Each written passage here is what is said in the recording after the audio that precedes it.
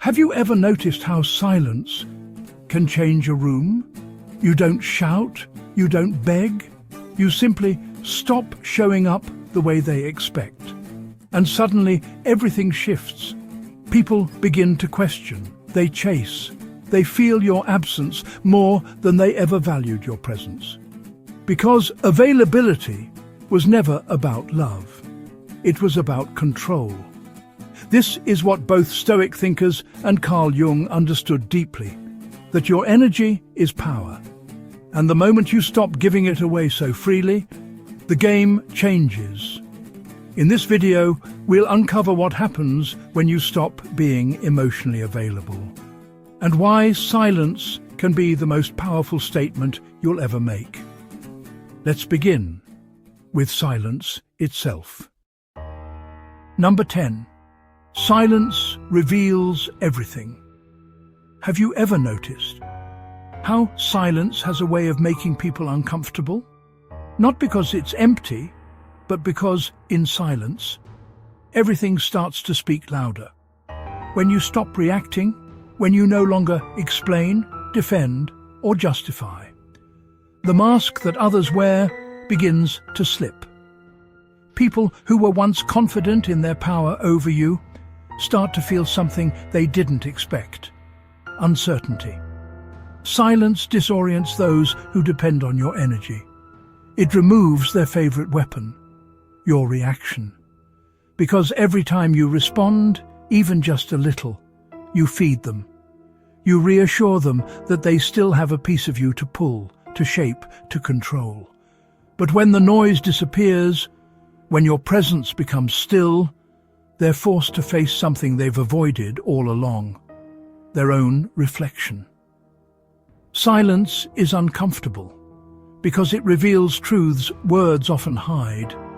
It shows who actually cared and who only cared when you were available. It exposes the difference between connection and dependency. And here's the paradox. The quieter you become, the louder people reveal themselves. Their frustration, their insecurity, their fear. It all comes to the surface. They start to ask questions. They start to chase. Not because they value you more, but because silence creates a void. And human beings can't stand the void. But here's what most people don't understand. Silence alone isn't the destination. It's the door. Because what comes after silence is clarity, strength, and the kind of power that doesn't need to shout to be heard. This is where the shift begins. Not when you fight, not when you explain, but when you choose stillness over noise. Because real power often speaks loudest when you say nothing. Number 9. Why emotional availability becomes a trap. Have you ever noticed how the more available you are to people, the less they seem to value you? It's not that they stop seeing you, it's that they stop looking. When you're always there, when you pick up every call, answer every message, and offer every piece of yourself without hesitation, something subtle begins to happen. Your presence stops feeling like a gift and starts feeling like background noise. People stop earning your energy because they know it's already theirs. And when something is guaranteed, it stops being special. This is the hidden trap of emotional availability. It begins with kindness, with the desire to be present, to support, to love. But over time, it turns into a silent contract, one that says, "I'll always be here, no matter how you treat me." And people, even the ones who care, will start to take that for granted. When you're constantly accessible, you teach others that your energy has no boundary. And once people stop respecting your boundaries, manipulation becomes easy. Not always out of cruelty, sometimes out of habit. They expect your yes. They expect your time. They expect your soul on demand. And the more they expect, the less they see you. You become invisible, not because you've disappeared, but because you've become predictable. And here's the painful truth. If you want to reclaim your worth, you can't just vanish overnight. Before you can withdraw, you must understand the trap you walked into. You must see how you trained people to expect everything, while expecting nothing in return. This isn't about blame. It's about awareness. Because the moment you understand the trap, you can stop feeding it. And when you stop feeding it, everything starts to shift. Number 8. Scarcity creates power. Have you ever wondered why the rarest things are always the most desired? It's simple. What is scarce becomes sacred. When something is everywhere, people stop noticing it. But when it's rare, they start paying attention. They listen closer. They lean in. And that's exactly how your energy works. The more you give, the less it's valued. But when you start to pull it back, when your presence is no longer guaranteed, everything changes. People who once ignored your silence now hang on to every word. Those who used to walk past your kindness now notice every step you take away. Scarcity shifts perception. It turns what was taken for granted into something they fear losing. And in that shift, power quietly returns to your hands. This isn't about playing games. It's about remembering that your energy, your time, your presence are not infinite. They're precious. And when you start treating them that way, others do too. And here's where it gets interesting. When power shifts, people reveal who they really are. The ones who valued you for what you gave will fade. But the ones who valued you, even when you gave nothing, they'll stay. Scarcity doesn't just give you leverage. It filters your world. It separates the ones who came to consume from the ones who came to connect. Because real strength isn't in being everywhere for everyone. It's in choosing where your presence matters most. Number 7. The mask they loved, not you. They never loved you. They loved the role you played. When you're always available, always understanding, always giving, people start to build an image of you. Not the real you, but a mask made from their needs. A version of you that exists to comfort, to fix, to give. At first, it feels like love. It feels warm, safe, meaningful. But over time, something changes. You begin to notice that they don't really see you. They see what you provide. They love the listener, the healer, the reliable one, but not the human underneath. And the more you feed that mask, the more it consumes your identity. You find yourself saying yes when you want to say no, smiling when you're exhausted, carrying weight that was never yours to carry. And here's the quiet truth. When you start pulling away, when you stop playing the part, when the mask begins to fall, people react. Some get confused. Some get angry. Because the person they loved was never actually you. It was the role you played in their story. This moment, when the mask cracks, is the real test. The ones who were only there for the character you performed will leave.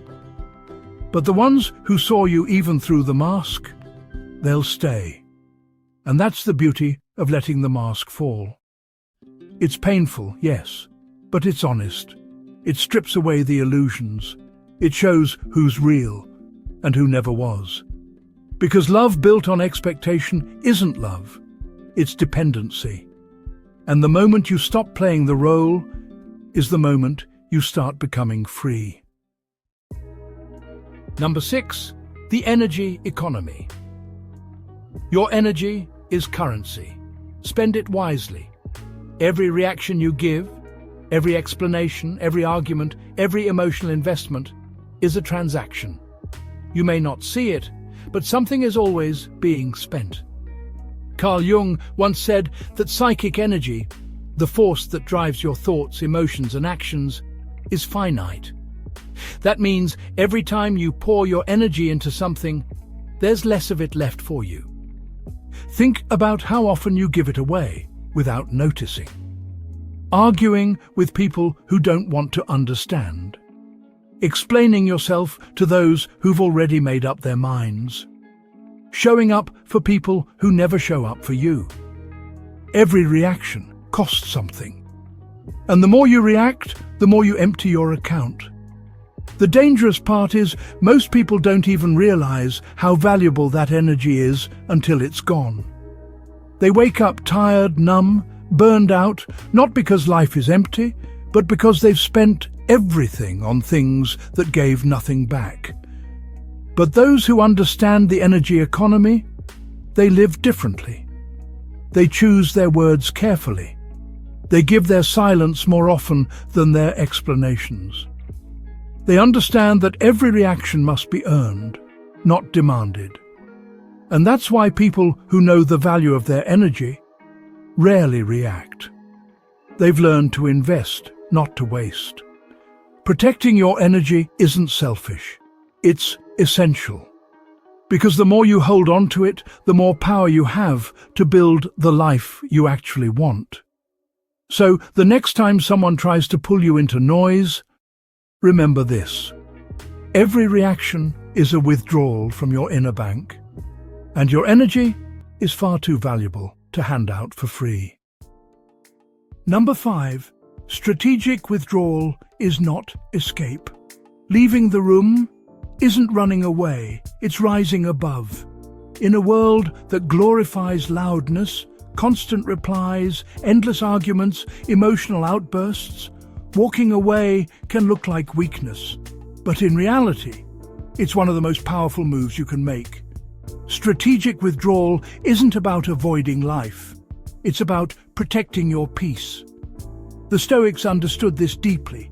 They believed that the only thing you truly control is your inner world, your mind, your emotions, your choices. When a situation no longer deserves your reaction, when a conversation is meant to drain rather than build, leaving isn't escape, it's strength. But here's the difference. Emotional avoidance runs from pain. Strategic withdrawal walks away with clarity. One is rooted in fear, the other in power. When you step back on purpose, you're not giving up. You're reclaiming space. You're saying, this no longer deserves my energy. And when you master that pause, something shifts. The storm keeps spinning outside, but inside, it's calm. Withdrawal doesn't mean you don't care. It means you care more about your peace than someone else's chaos. It means you understand the value of silence and how to use it. Because once you master withdrawal, silence becomes your sword. It cuts through manipulation. It slices away noise. It shows the world that your energy is not up for negotiation. Power isn't always loud. Sometimes it's the quiet step out of the room. Number 4. Silence as a weapon of power. The loudest person rarely holds the real power. Power isn't always in the voice that echoes. Sometimes it lives in the silence that follows. Intentional silence is not weakness, it's a strategy. When people expect a reaction, when they're used to pulling emotions out of you like a reflex, silence breaks their rhythm. It destabilizes their script. They don't know how to handle what they can't control. Manipulation thrives on predictability. It feeds on quick reactions, on the need to explain, to prove, to defend. But silence? Silence removes the fuel. It creates uncertainty. And uncertainty makes people reveal themselves. When you stop responding, they start talking more. They over-explain. They fill the void with their true intentions. And without you saying a word, the power dynamic shifts. But here's the thing. Silence isn't just a weapon against others. It's a mirror. It shows you where your energy was leaking. It teaches you to trust restraint more than reaction. And yes, silence comes with a cost. Some people will call you cold. Some will get angry. Some will walk away, because silence forces them to confront what they've been avoiding. But it also comes with a gift: respect, clarity, strength. People respect what they can't easily control. And when your silence becomes deliberate, calm, unshakable, people begin to adjust their tone, their words, their approach. This is the quiet kind of power. The kind that doesn't need to prove anything. The kind that doesn't beg to be understood. The kind that simply is. Because silence, when mastered, doesn't just defend you. It commands the room. Number 3. The price of becoming unavailable. Strength comes with solitude, and sometimes loss. When you decide to become less available, when you stop showing up on demand, stop feeding every conversation, every expectation, every emotional need that isn't yours to carry, something happens. People leave, not because you've changed into someone worse, but because their access has. They were attached to the version of you that always answered, that always gave, that always showed up even when you were empty. Setting boundaries is not a warm, pretty process. It's quiet and often painful. Because the moment you say no, some will take it as betrayal. Some will accuse you of being distant. Others will simply fade away. And that's the price of becoming unavailable. You'll lose people who only valued your presence when it was free. But what you gain is far more powerful. You gain clarity. You see who stays even when the giving stops. You see who respects your silence, your time, your energy. You learn that real connection doesn't demand access. It respects it. This part of the journey isn't easy. It never is. But every person who leaves creates space for something better. Every boundary you draw becomes a wall against chaos and a doorway to peace. Yes, solitude can sting, but solitude isn't the end. It's the beginning of a stronger version of you. Because after loss comes something deeper than comfort: freedom. Freedom to choose where your energy goes. Freedom to build bonds that don't drain but strengthen. And once you taste that kind of freedom, you stop chasing people and start choosing yourself. Number 2, the rebirth after withdrawal. First, silence hurts. Then, silence heals. When you first withdraw, the world feels louder than ever. The noise you used to drown in suddenly echoes around you. The people who once crowded your space fall quiet. The constant pull on your attention disappears. And what's left is you.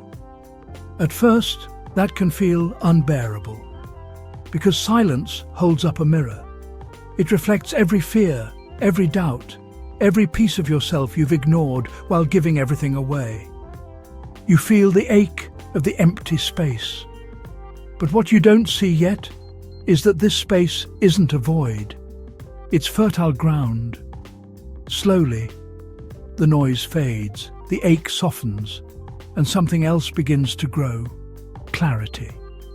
You begin to hear your own thoughts again, your own desires, your own rhythm. This is the rebirth that happens after withdrawal. Not loud, not dramatic, but quiet and powerful. You rediscover what matters. You learn that your worth was never measured by your availability. You realize that the people meant for you will not disappear when you choose yourself. And then, something shifts. You no longer need to explain your silence. You no longer crave the noise. Because from that silence, strength is born. This new version of you doesn't beg to be seen. It stands, it breathes, it chooses.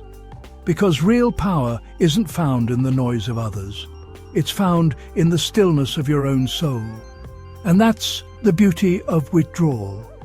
What felt like the end was actually your beginning. Number 1.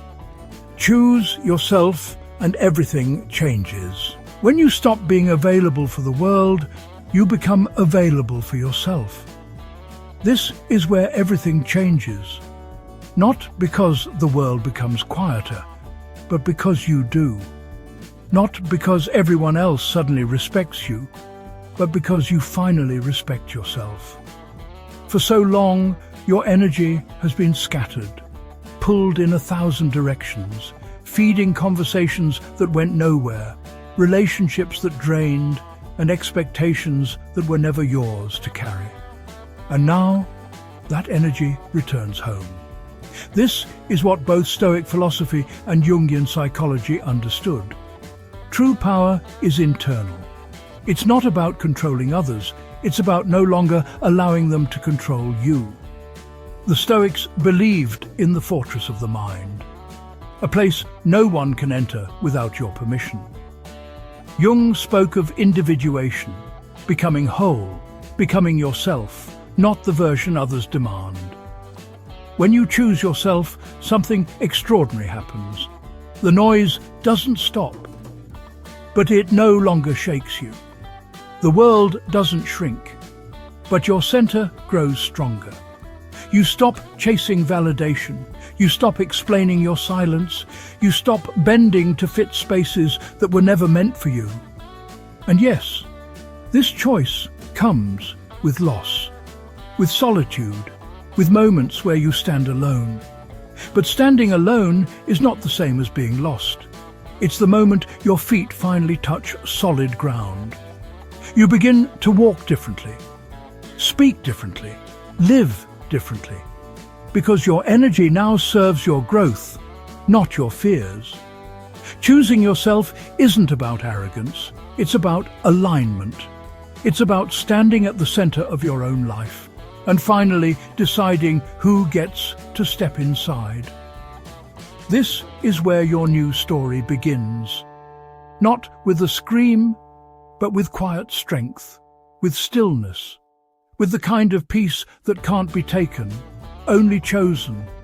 And once you choose yourself, everything else rearranges.